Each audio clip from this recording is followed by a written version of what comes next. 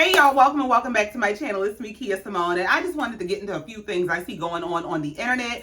Before we get started, y'all, please be sure to like, share, comment, and subscribe if you've not already. And I want to shout out my super thanks. Thank you so much to Granny the Great, That Boy Chan, and Carolyn Johnson. I appreciate y'all. Now, I'm really down here to talk about Nelly and Ashanti. I know there have been 1,000 think pieces, and I'm going to give you 1,001. But before I get into that, I wanted to address the whole thing that's going on with Marcus and Angela and Phaedra.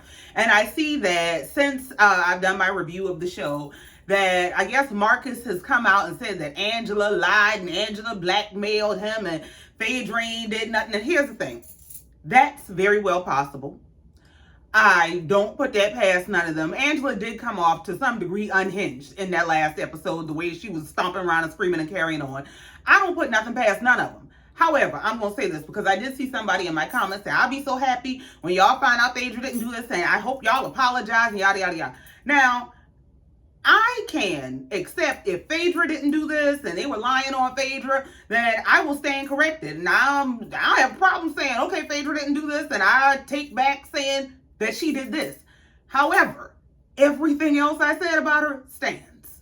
I stand on everything I had to say about Phaedra, from her personality, her reputation, her marriage, who she has been to the ladies on this show, especially, and I'm going to tell you, I think the reason I'm so peeved with her is because she sat up on Married to Medicine and carried on about them being such mean girls to her, and they were very mean to her, only for her to turn around and come on this show and be the very same mean girl to women that she did not even know. The way she sat up and talked about how Angela looked old, like Phaedra, please. And even in terms of Angela, when they had that whole confrontation and the man accused her and she throws in Angela's face, well, you're failing to mention that you're in foreclosure. Unless you go digging in somebody's business.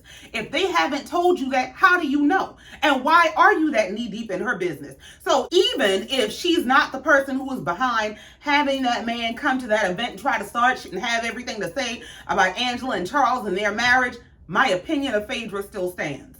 Everything I said about her and the kind of person she is and the things that she has done still stands. My opinion of her marriage and her criminality and throwing the rock and hiding her hand, all of that still stands. Even down to the fact that she is now taking this opportunity to try to say she didn't have anything to do with the whole rumor about Candy. She said something on the internet about people being upset with her about something they didn't even see her do. So now, all these years later, you've never taken accountability. You've never offered any apologies. You want us to believe that the network sat you down for years for nothing, for something that nobody knew anything about. Now, do I believe that, in my opinion, that Carlos had something to do with it? Maybe Carlos fed her this? Maybe. But you ate it when he fed it to you. And you fed it to Portia. And y'all were all in cahoots getting this out there. And I truly believe Phaedra is the kind of person, I know people like that, who like to be the mastermind. They like to be hands off. They don't want their name on nothing. They don't want nobody to know they're in the middle of nothing. But they are at the helm of the bullshit that's going on. And Phaedra is the person who put it out there that Shamia was sleeping with Candy and Todd. Like, Phaedra has been behind a lot of shit. Phaedra has said and done a lot of shit. So if Phaedra wasn't behind this and they lied on Phaedra and it was this big blackmail scheme and all kind of shit, I can accept that. That's totally fine. I still think she's a bitch that cannot be trusted. I still think she's a bitch that will do anybody in. Now, having said that, now that I got that off my chest, now that I said what I had to say, let me go ahead and say what I got to say about Nelly and Ashanti. Now, let me tell you my whole thing with Nelly and Ashanti. Now, before I even get started, I'm not here to say whether she need to be with the man, she need to leave him, and all of that. Live your life. I can't live her life for her. She's doing what I guess she thinks is best for her. Do whatever makes you happy. That's your life to live. However, I see a lot of people saying, first of all, I do agree with the whole two people you don't entertain. A man that's spinning the block and a man that's been chasing you for years. They gonna show you why the fuck you been running. I just had to tell a man that yesterday, calling me, but I've been chasing you for 2 years. I said, you know what they say about a man who's chasing you? You never let him catch you. And personally, I've done the spinning the block thing, where it was somebody I dated in high school and 10 years later we come back together. Or with somebody I was in a relationship with and we break up for a year or two and we get back together. It is always worse. It is always worse the second time around. I do not Do not recommend it. 0 stars. Do not go there. But, I mean, there's an exception to every rule. There are people who will tell you that they came back together and it's the love of their life. And I mean, hey, if it works for you, God bless it. But I'm just not doing it. At this stage in my life, I'm a one-hitter quitter. You got one chance to show me who you are and show me what you're going to do. And if you don't do right, you're going to get left. So there ain't no need to try to spin the block with me. But, I mean, for her, if this is what she wanted, then I'm happy for her. But I see a lot of people talking about their relationship dynamic.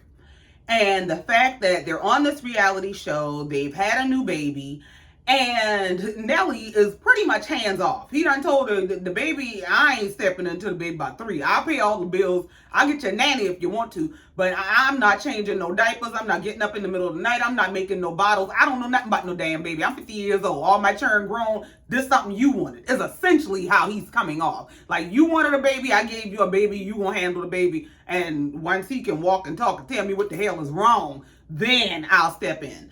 Now, I've seen people with their think pieces, and people are very divided. You got some people telling her, run for your life. You should have never gone back.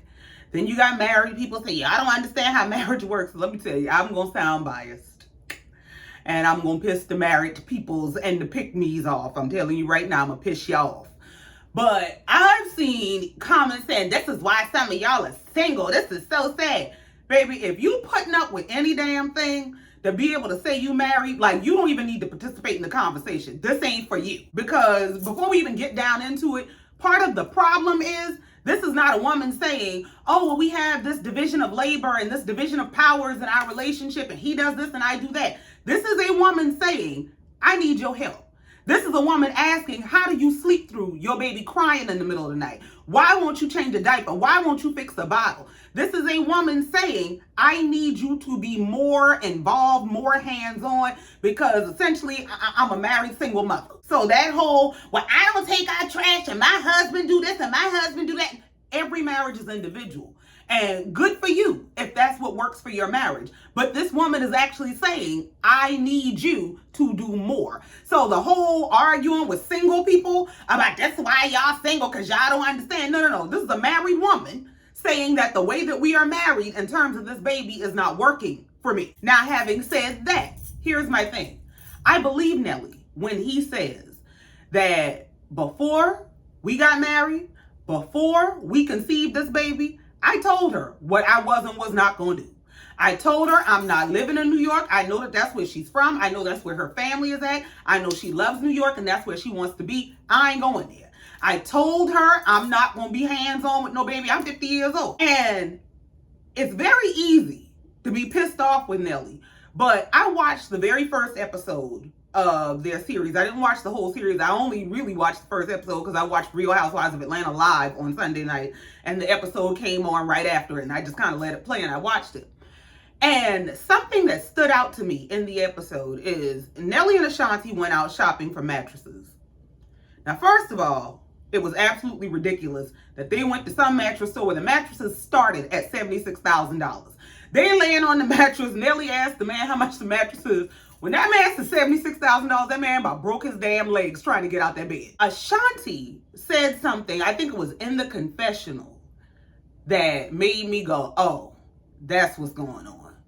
Ashanti said, when Nelly is going off about the price of these mattresses and, you know, she comes from a different lifestyle and different upbringing and maybe she's just used to having all kinds of stuff, but I came from nothing. I remember not having a bed. So for me, I don't need $76,000 worth of mattress to sleep well, to feel like I'm living a good life. I just don't need that. Ashanti said in the confessional, the trick is to make him think it's his idea to get it. I said, oh, yeah, I see what's going on. What it is, and this is why I'm making this video, because this is a conversation that we need to have as women, because it's real easy to say what's wrong with these men. And I mean, Nelly, I'm sorry, he would piss me clean the fuck off. We wouldn't have got to the altar. I'm just saying, he gives off a lot of ignorant. Like, he's a lot of ignorant. He's a lot of self-absorbed. It's all about him. And it's like Ashanti is his trophy to show you, I got her back. I conquered this. I accomplished this. So he is highly problematic if you ask me. But as women, we treat accountability like kryptonite, and there's certain things we have to be accountable to. And in this case, I really feel like that man told her up front who he is. And I think she thought that he loved her enough and that she would have enough influence and finesse as a woman to get him to be who she wanted him to be, regardless of who he was saying he was. When she said the trick is to make him think it's his idea, I said, yeah. You think y'all so in love that you can twirl him around and do anything you want him to do. And you have underestimated how self-serving he is. Because, I mean, I'm not saying all men are bad. I'm not one of those anti-men kind of women. I'd like, when you get to understand men and you know just how they operate, you recognize that men got their ways. And you will either choose one whose ways you can deal with or don't deal with the motherfuckers. I mean, until you find one whose ways you can deal with. But men have their ways, is how I see a lot of things. But men are very self-serving.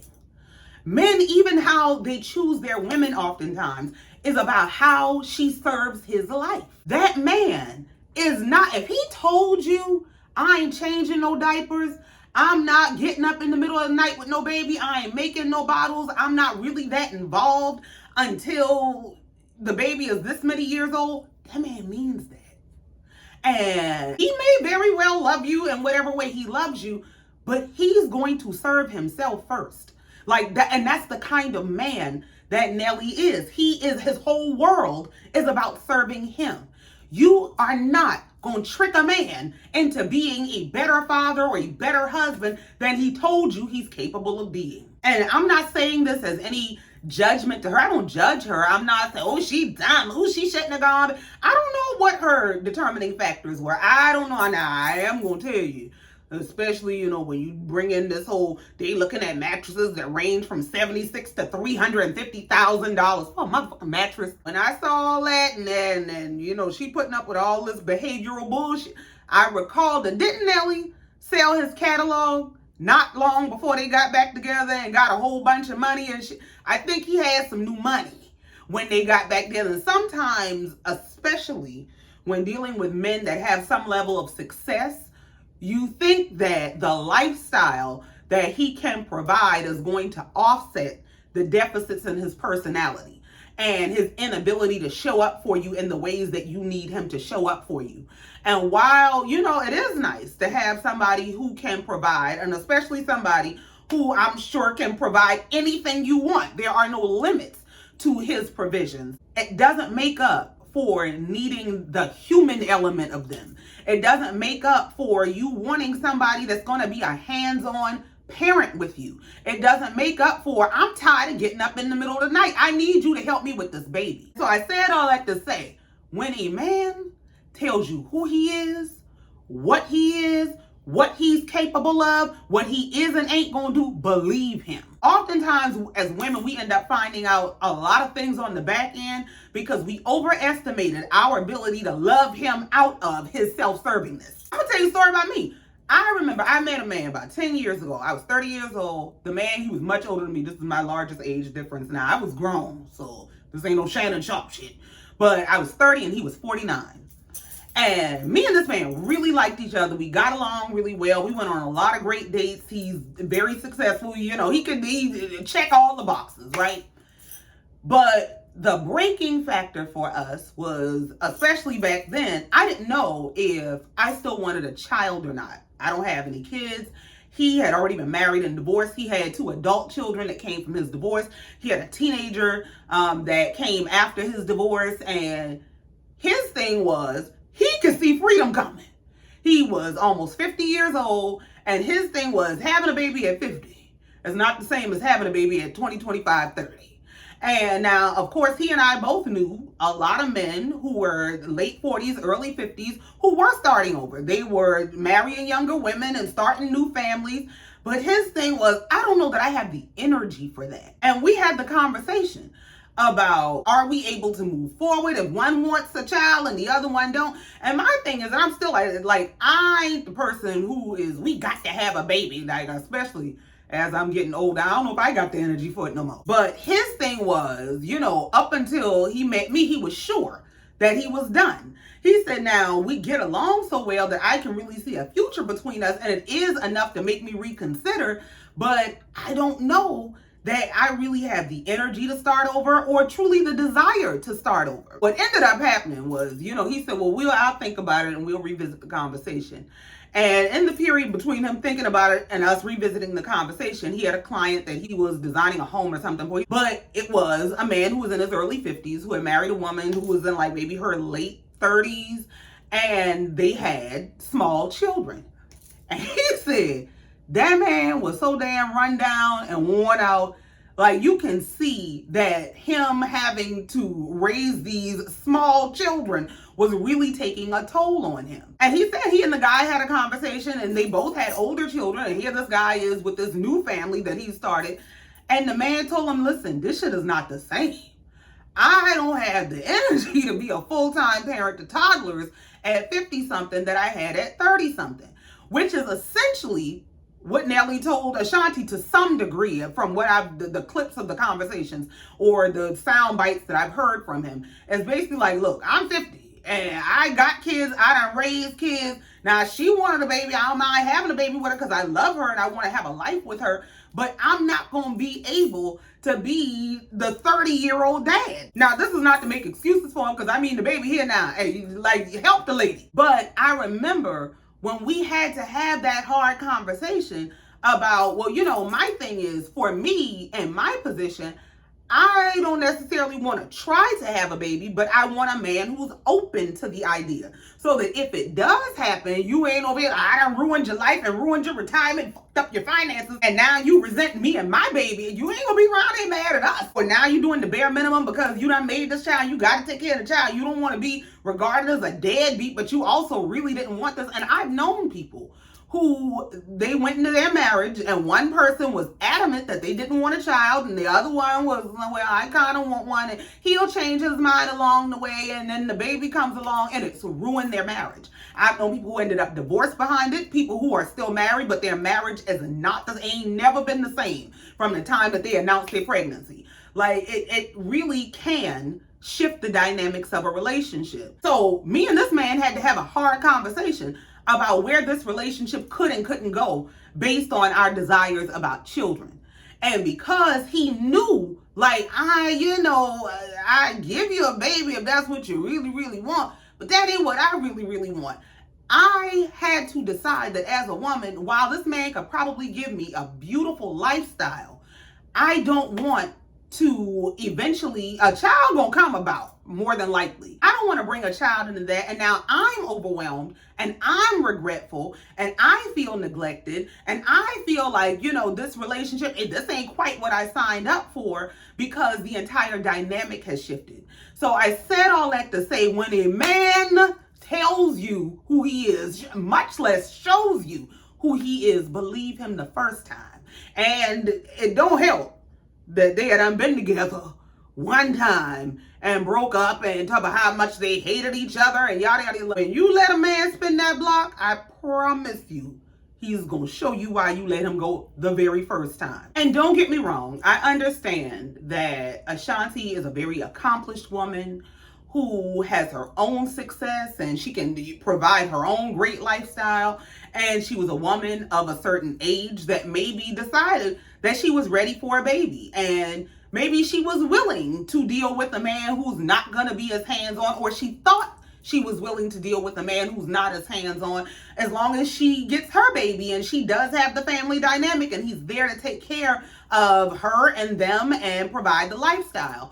But when you bring children into the equation and you realize how much work it is to raise children, to really take care of babies, like, it'll make you rethink some shit. And I think what we're seeing is Ashanti in the realization of all the things she underestimated.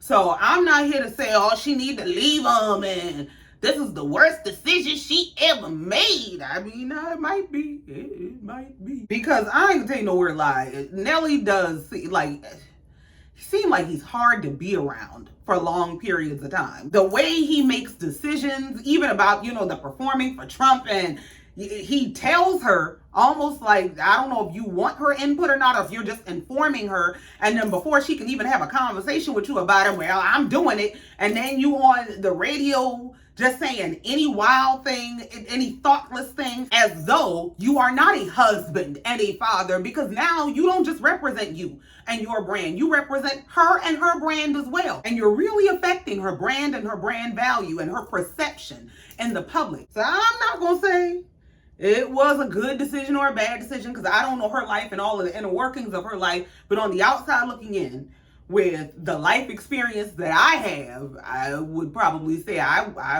no, he'd have had to keep on spinning. And I honestly wish that a lot of women would start to take notes from men. Learn how to be self-serving, like a man. The way that they put themselves first truly needs to be studied. Like, men don't give a fuck. I don't mean to laugh because it's not funny, but men, them niggas will build a whole family, get up one day, I don't want this shit no more, and walk out. Now, I tell you, it'd be like that. But I'm just, the depth of how self-serving they can be needs to be studied. And if you really learn how self-serving a man can be, and you really start to practice some of that and put yourself first, it'll eliminate a lot of this bullshit. Because a lot of the times, women put ourselves into situations and predicaments and create families and create businesses and create debt and create all kinds of things for the sake of making a man happy. Because it's in our nature to give. It's in our nature to grow. We are the givers of love and life and all that stuff. And so it's in the nature of a woman to want to multiply anything she feels like a man is giving to her. Put your damn self first. And I'm telling you this as somebody who has let a man two different men spin the block. I've had my heart broken. I've been through all kind of shit. And I had to learn to put me first. And if that means being single for a while, that means being single for a while. If that means, yeah, he can take you to dinner, but no, he ain't gonna buy you no house because you ain't putting up with all his bullshit. That's what it means.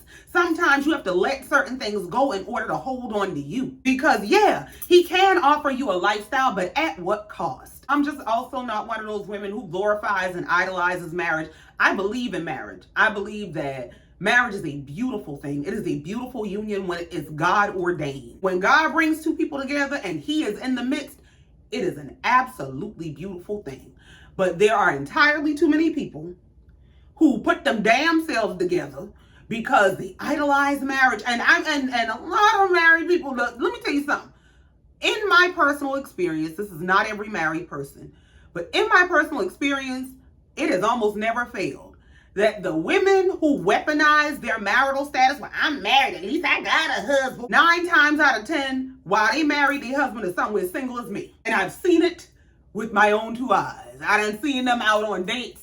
I done seen them leaving the club with women. I done seen them going into the hotel with women. I done seen it with my own 2 eyes. When I used to sell shoes, oh my God. There are men who would be, they so out in the open, so bold with their side piece that I thought the side piece was the wife till the man come requesting me on social media and I see the pictures and my wife, this and that and the third, and I'm, well, who the hell is this me? So to just be married, when you married to a single mother, because that ain't a flex. And don't be tricked into getting married to somebody to be able to say you're married or have the social status of being married if you're going to be miserable at home. I don't believe in giving up your life to somebody who ain't going to bring you nothing but misery. Like, it's okay to be single. It's okay to let God work it out, because sometimes God got to get some things up out of you. Or he has to correct some things in you or restore some things in you or remind you of who you are so you don't settle for certain things, because God done had to tell me that ain't what I got for you. Now, if that's what you want to do, you go ahead and do it. I'm sure you how it's going to turn out. But that ain't what I got for you. But that's my 2 cents on the dollar worth of them people business. And I'm just going, while I'm down here, speak to the whole Diddy verdict thing, because y'all going to probably ask me about it. And I'm going to tell you how I feel. I'm not one of those people who has this sudden outrage against Diddy. And I'm going to tell you, I feel like a lot of the people who have this sudden outrage are performative as fuck.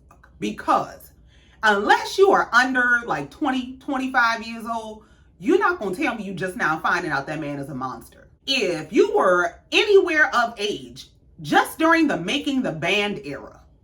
That man was a complete tyrant in order to offer these people a contract in the music business to be a part of a band. We watched that man make those people walk across the Brooklyn Bridge to get him a piece of cheesecake.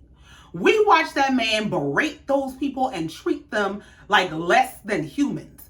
We watched Lorianne Gibson run to the damn police on TV and tell them people what kind of monster this man is and how I'm not going to be his next victim. Like, who he is has been known to the public for years. For years. And everybody been Diddy bopping and take that, like it was nothing. For years. And now all of a sudden, oh my God, he's such a monster. Y'all knew he was a monster. Now, I'm not saying that in his defense because I don't give a fuck what happens. Like, I'm not a fan of his. I don't support nothing that he is. Like, I don't give a damn what happens to him. If you ask me, I feel like that motherfucker been playing the Grim Reaper for a long time. Everybody around you, but you and your mama, like, please. He's been a monster, and his reputation has been known. So if he going up under the jail, good riddance to bad rubbish. I don't give a damn. And I think what pisses me off is people have turned a blind eye and a deaf ear to the women who have been screaming about the things that he has done to them for years. And now when it's content, and you have the likes of Jaguar Wright and whoever his security guards were, people who were down there in the midst of that shit. Now, all of a sudden, people have a conscience, and I can't believe he did that. Man, please. Kim had been crying out for help in her own way for years. The stylist baby mama, she done said the man beat her under a car and all kind of shit. There's a woman in New York who's been screaming for years that Diddy pew-pewed her in the face in the club many years ago. That man sent Shine to prison and ruined his entire career. He's been a super freak. He's been throwing them super freak parties for years. The pastor and all, TD Jakes and all of them, been showing up down to the super freak parties. Like, he's been a monster. He's been this person. The track record has always been there. It's always been in the public. It's always been out wide open. And now, all of a sudden, everybody's, oh my God, I cannot believe this is who he is. So personally, I don't feel sorry for nothing that's happening to him. But I also don't buy into the bullshit outrage that people all of a sudden have. Now, if you under maybe 2025 and you just now finding out because you was a baby and you didn't know nothing was going on, then okay, maybe. But the big 35, 40, 45, 50 something year old motherfuckers, oh my God, please don't piss me off. You know what? I feel like the birth of social media brought to the forefront the most performative element in a lot of people. My thing is, people been out here diddy bopping and take that, and until it wasn't cool to diddy bop and take that. Because a lot of the people who are claiming to be so offended by Diddy's whole existence and, oh my God, they're not serving justice, are the same people who are absolutely ignoring the women who have been crying out for years. When it's come to this whole line of women that he has been doing wrong for years on end, it's been a whole lot of stupid shit about they just trying to take down a black man. Until now, there's a woman who gets $20 and $30 million out of him for that shit. Oh, now it's an issue. Oh my God. Oh, they got to take him down now. Why didn't anybody care when those women were crying out? Corinne Steffens wrote a book 20 some odd years ago detailing who Diddy was and the shit that was going down at them parties and how they were taken advantage of sexually and how many of these celebrated stars treated them like sex workers, like less than people. And it was, oh, they just posed. That's what they wanted. And that's what they got paid to do. And they knew what they were signing up for. But now that it's a headline, and now that somebody has been able to recover damages and get $20 and $30 million from it, now all of a sudden people are so affected and so taken aback by it. He been doing women all kind of way. He been taking that. And please, do not get in my comments and take anything I'm saying and misconstrue it to be in any form of defense of Diddy, because it's not. My issue is with people who have this sudden outrage, who have suddenly found their conscience and their moral compass when this man has been an absolute monster for years. Everybody has been turning blind eyes and deaf ears and side-eyeing the women who have had all these stories about him and talked about how abusive he was and everything they had to endure, and we done watched the churn mama drop dead and all kind of shit. And now, all of a sudden, people are just, oh my God, they're so affected and so taken aback. Part of the problem is what enabled him and R. Kelly and people like him, because it's an industry full of people just like him. We're just getting to see all the dirty details of how he got down and how R. Kelly got down and all that shit. Part of the problem is people worship money. And they worship fame. They worship celebrity. And so you are willing to overlook all kinds of things. Love covers a multitude of sins because you love the fame and you love the money and you love everything about that celebrity culture. You're willing to overlook a multitude of sins. That's what's been going on with society in general. And it has always irritated the shit out of me. Because even with R. Kelly, not to even get down into his case, but for people to play like they didn't know this is who this man was when this man was publicly married to Aaliyah. I remember, let me tell y'all something. I had the biggest crush on R. Kelly as a little girl. Like, I believe he was the first concert I ever went to. You couldn't tell me R. Kelly wasn't my boyfriend. And I remember it was such a running joke in my family that when he married Aaliyah, my cousin called me. And girl, your boyfriend got married. My boyfriend who? She said, R. Kelly. I know you lying. When I found out that he got married to Aaliyah, and I knew that Aaliyah was only a few years older than me, it killed the fantasy for me. Because the whole point is supposed to be, like, I can't access this man. We can't, like, that's a grown man. I just love his music, and I love the way he performs. And, you know, he was such a cornerstone of 90s culture. But I remember thinking, why the fuck would he be married to her? And I remember telling my cousin, he can't be married to her because she is not grown. And she said something to me about, I think her parents had given permission or her parents signed off on it. There was some way for the parents to basically sign their child over or to give their permission for a person who wasn't of age to get married. Something. I don't know all the details. But I remember being so disturbed that it changed my fandom for him. So if I'm that aware, if I could process that all those years ago in my immaturity, people ain't gonna tell me. I do not buy this whole, oh, nobody knew. We cannot believe that he was getting that. The man was publicly married to a kid. And even I see certain content creators who sit up here and they, oh my God, now they have so much to say about Diddy and this, that, and the third. And they're the same ones who be out here telling women to sell their wombs. Talking about how much money you can make if you go have a baby for a celebrity, go have a baby for a rich man, and this is how much you can collect in child support. Like, the mentality of society in general is fucked up. What they out here telling you, go find some random man with money and let him provide you a lifestyle. That man might be beating your ass behind closed doors. And that's what this whole situation is designed to show people. Like, God don't be doing stuff for no reason. This whole situation is designed to blow the doors open, to pull the veil back so that people can see this is what people are getting for the money. All y'all see is the glitz and the glam and the riches, and they get to travel this place and they get to wear this and they get to drive that, and this is what it costs them. But yeah, I just needed to get that off my chest too. I must go ahead and step off my soapbox now. Thank you. And I know I told y'all I'm a review Basketball Wives, and I am, but what had happened was, right when I was getting ready to go give y'all my little recap, the shit got real deep.